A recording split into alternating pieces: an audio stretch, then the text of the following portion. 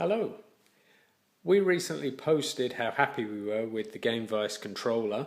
So Gamevice asked me if I would put up a quick video showing how it works with Grand Theft Auto San Andreas, which is what I'm currently playing. So I'm going to unbox the controller for you now, just to show you what you get. That's my iPhone Plus there. So in the box,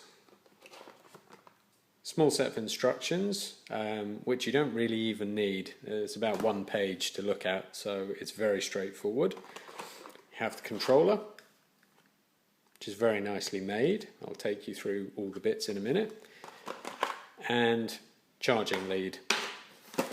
You can play the game while charging, or obviously you can play with the built-in battery. No need to put batteries in it. When I got mine, it already had some charge on it as well. So if you press the charge button there, it shows you your power indicator. So I'm going to show it fitting an iPhone Plus.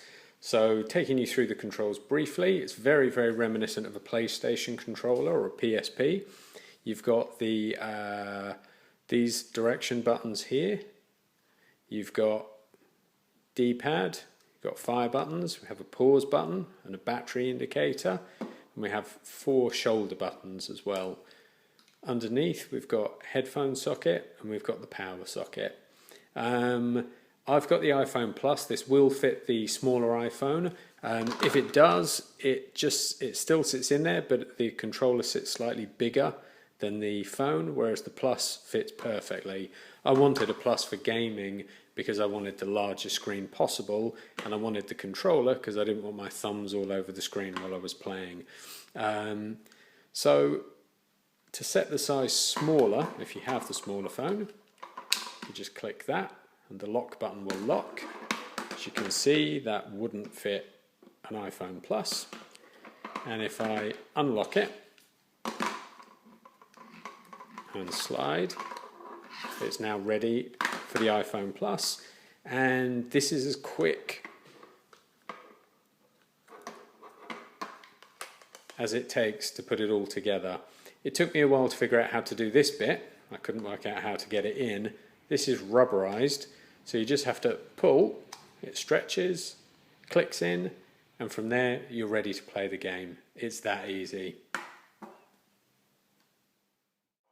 So here is Grand Theft Auto San Andreas running on the iPhone Plus with the Gamevice controller. I'm going to take you through how the controls work briefly. So let's start off with the sprint button. That would be a good one. That's A. So my left controller up there is my direction for CJ. My right is the camera. So if I stand still, the camera looks around. If I'm running, helps point him in the right direction.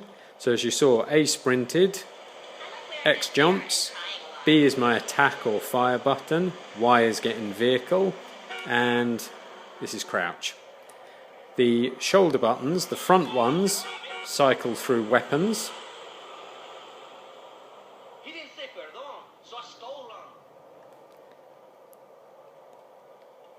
And when I'm in a vehicle, those shoulder buttons will look left and right, and the back ones will do brake and accelerate. Let's actually try and get in the car and demonstrate that for you. And this is one of the major differences. I couldn't play the game on touchscreen, it was impossible. Whoops. So accelerate, let's turn the radio off. That's these buttons over here.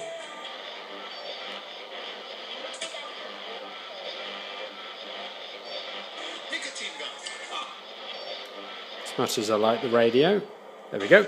So accelerate, and this just makes driving missions possible now. Touchscreen before was impossible. I just couldn't do it. I did complete Vice City touchscreen, but it was a struggle, and for some reason San Andreas just seemed twice as hard, so I had to give up. With the Gamevice controller, it just makes driving around, there you go, so much easier.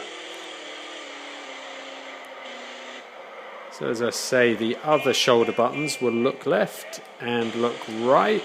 Now, I don't think Rockstar have necessarily implemented the best control scheme.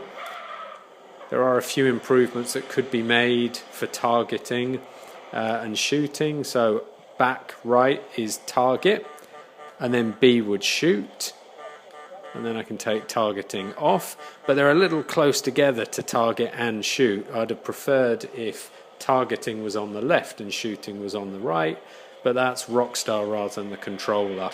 So really, I have to say, if you like the Grand Theft Auto series or other games on the iPhone, if you want to keep all your screen real estate for actually looking at the game and not having your thumbs all over it, and if you want to play games like you may have done on a PSP, I highly recommend the Gamevice controller. I've had it for a few days now, and I haven't put Grand Theft Auto down since, and it really reminds me of having my old PSP back, but with better graphics. So that's my review of the controller. Thank you very much.